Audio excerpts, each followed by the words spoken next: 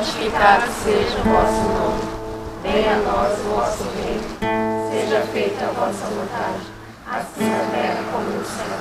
O pão nosso de cada dia nos dai hoje. Perdoai as nossas ofensas, assim como nós perdoamos a quem nos tem ofendido. E não nos deixeis cair em tentação, mas livrai-nos do mal.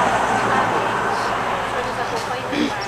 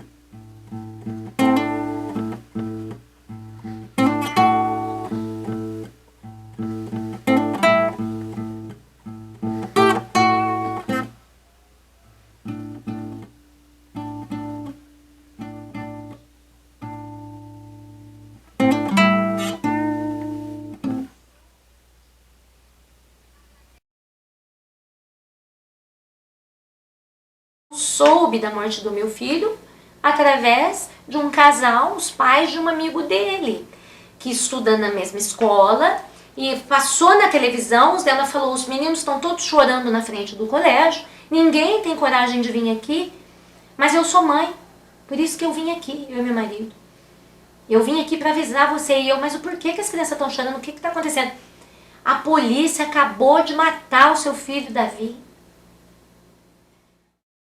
E nós é de uma criação assim, meu pai ensinava, né? Fora de hora, não pode ficar na rua. A rua é perigosa fora de hora. Meu pai falava isso, fora de hora, que quer dizer à noite. E aí ele falou, mas não era nem fora de hora. Ele falou, era dia. Ele falou, 17h55, eles... tá o início, escrito que é o início da ação, e 17h57 é o horário final. Com 2 minutos, a morte do meu filho foi instantânea. Pelo que consta lá nos laudos, a saber a verdade ninguém sabe, só quem sabe são os policiais que mataram. E eles demoraram muito para chamar o socorro. Estão dizendo que viram na televisão que a polícia matou o meu filho Davi, eu preciso saber se é ele. O meu filho não chegou em casa, eu tenho que saber se é ele.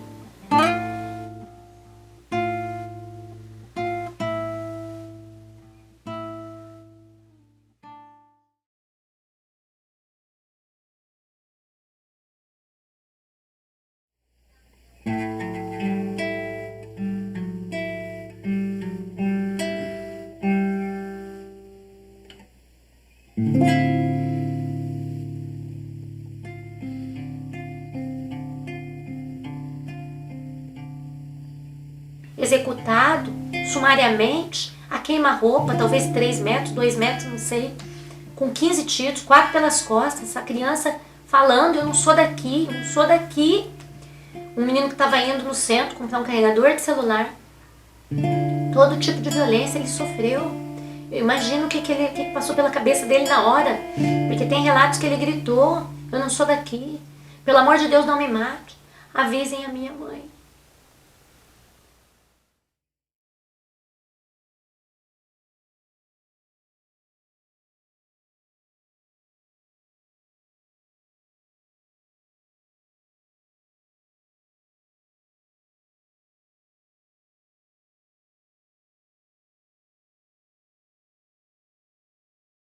Então assim, o próprio nascimento dele já foi um milagre. E toda a vida dele. Eu ensinei praticamente ele a ler na missa, porque na Igreja Católica o nosso salmo é cantado. Tem a primeira leitura, salmo de resposta, a segunda leitura, o salmo é cantado. E naqueles dias, naquele tempo de 2000, ele nasceu em 2007, 8, 9, 10, 11, 12. 2011, 2012, 13, 14... Meu filho estava sendo alfabetizado, então existia o folhetim ainda, o jornalzinho O Domingo, intitulado O Domingo. Hoje em dia tem tudo no Data Show, né? Mas era O Domingo. Então, conforme o salmista ia cantando, a salmista, eu ia passando o dedo embaixo Então ele ouvia e lia e via as letras. Porque quando se lê é muito rápido, mas quando se canta é mais demorado, dava para pegar, né? Senhor, ele, Senhor, dava para saber, né? Eu me lembro que ele tinha um leve bigodinho, ele era muito branquinho, uma leve penugenzinha assim, nos cantinhos da boca, um bigodinho querendo nascer, sair, e muitos sonhos. Ele tinha muitos sonhos. Ele era desejoso de conhecer outros lugares, outros países. Então ele salvava as imagens, às vezes no norte, me mostrava Finlândia. Eu falei, meu Deus, é Finlândia. Tem uma roda gigante grande, parece que tem um rio, assim, paradão, e cheio de pedras, atalaizinhas. Eu falei, meu Deus do céu. Assim, ele ficava pesquisando. E um filho muito bom. Como eu estava falando, eu nunca vi nenhum conflito, nunca soube de nada. Nada que tivesse envolvido Davi em briga, conflito, confusão, nada. Um bom menino.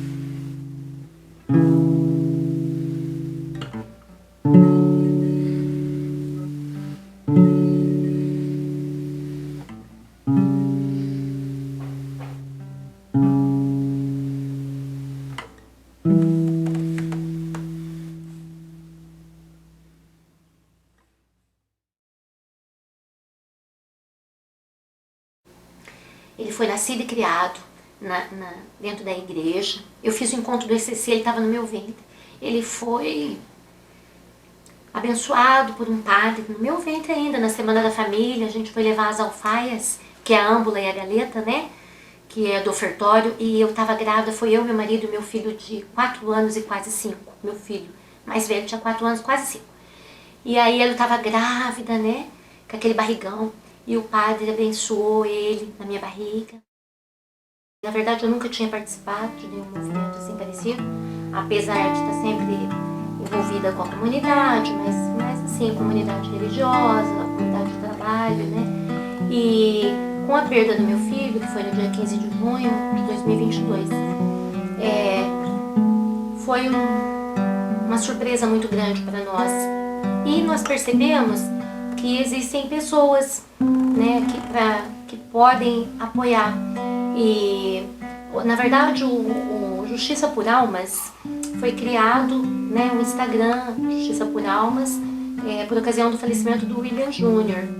Então, assim, essas pessoas, já na missa de 7º dia do meu filho, vieram conversar comigo, e o Sr. Carlos Xavier, dos Direitos Humanos, eles vieram conversar.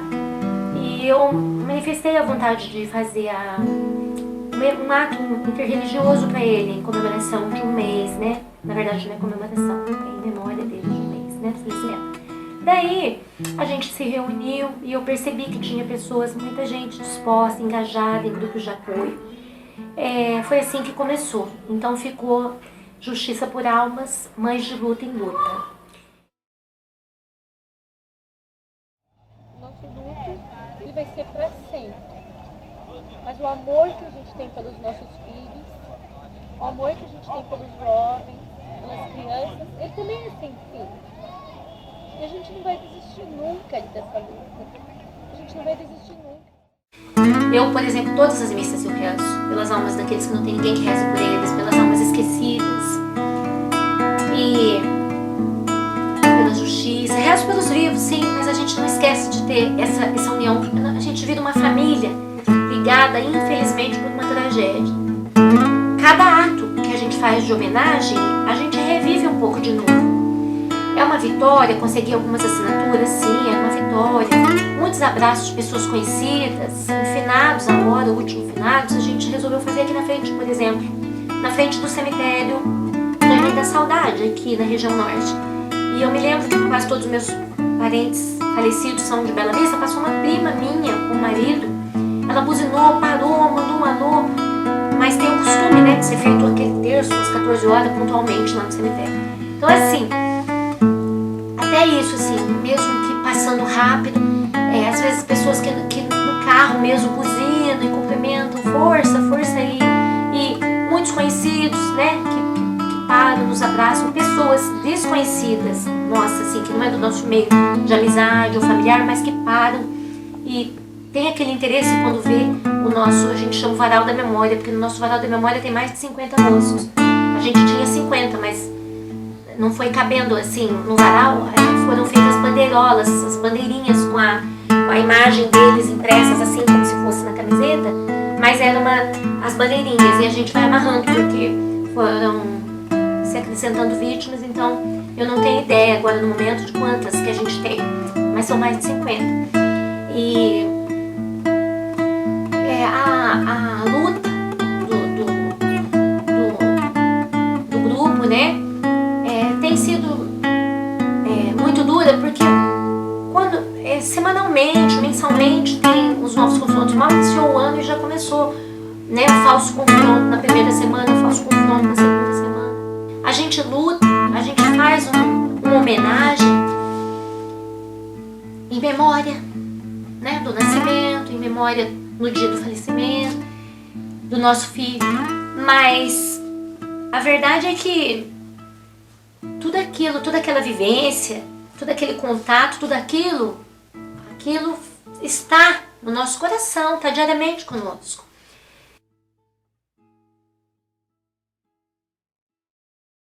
A gente fala falso confronto com propriedade mesmo, baseado em laudos, baseado em perícias, porque são armas implantadas no local, sem nenhuma gota vestígio de sangue, são cenas modificadas do local do crime, antes da polícia científica chegar, sabe? São testemunhas que não são ouvidas. Então, assim, a gente fala falso confronto porque acreditamos, temos a certeza que existe o kit confronto, né?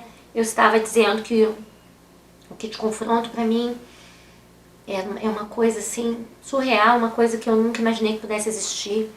E assim, a cada semana que acontece um novo falso confronto, vem de novo aquela angústia no peito da gente. Tudo igual, em todos os lugares, de norte a sul. Eu fui em Brasília, eu vi relatos da mãe de Ananindeua, no Pará. Eu vi relato da mãe de São Paulo, eu vi da mãe do Rio de Janeiro, eu vi da mãe do Sul. Em todo lugar, de norte a sul, é assim. É assim. São cenas modificadas do local de crime, mexido, todo local fechado para simular um grande confronto, coisas plantadas, são todos iguais, são todos iguais.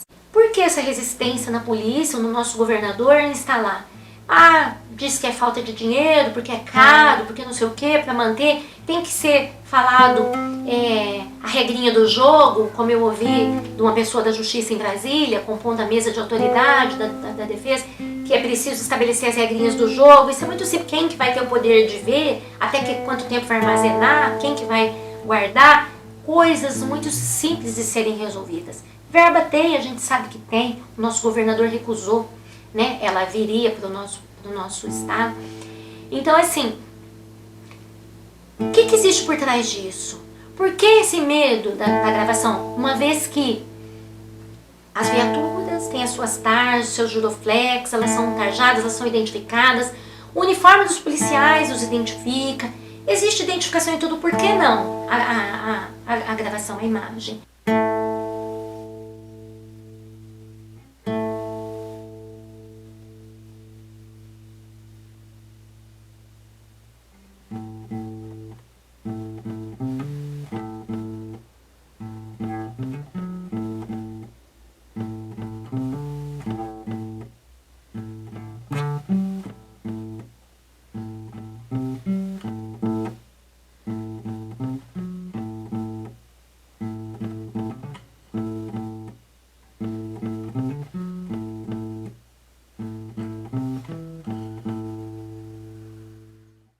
A violência, ela não para na morte, no assassinato do nosso parente.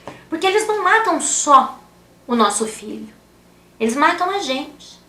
Você perde o brilho, perde a cor, tudo no mundo. Perde as datas comemorativas, perde a alegria, perde tudo. Tudo, não há o que você vai fazer que não lembra. Você vai fazer uma comida, você lembra, você abre os olhos, você lembra, seu filho não respira mais. Você sai na portaria, você vê jovens, meninos indo para a escola, um brincando com o outro, dando risada, às vezes alguma menina no meio, eles brincando, alguns mal-humorados, ou às vezes um grupinho, às vezes uns solitários, sozinho, alguém no celular. Se você vai numa farmácia, você vê, você vai num shopping, num mercado, em qualquer lugar, não existe um lugar que não se tenha um menino, um adolescente, uma criança. Então, você perde tudo, você perde o incentivo. O Estado vem, eu costumo falar e repetir, mata um filho seu, nem sequer reconhece o crime que cometeu, que dirá alguma reparação. A gente não quer reviver isso, a gente não quer ficando aqui supervalorizando um luto. Não é, dizem que luto tem tempo para acabar, que passou daquele tempo é sentimento de culpa. Eu não acredito que seja isso, porque a dor da saudade, a dor dessa falta, essa violência praticada, isso é irreparável, isso é irreversível e nós temos que conviver com isso. Então, não é uma culpa quando são tiros, né, desferidos, né, pelo gatilho, pelas mãos de um policial armado. E eu queria saber quem é que determinou isso. Pessoas passando por cima de advogados, juízes, promotores, Ministério Público. Quem que são essas pessoas que se acham no direito de julgar, condenar e executar?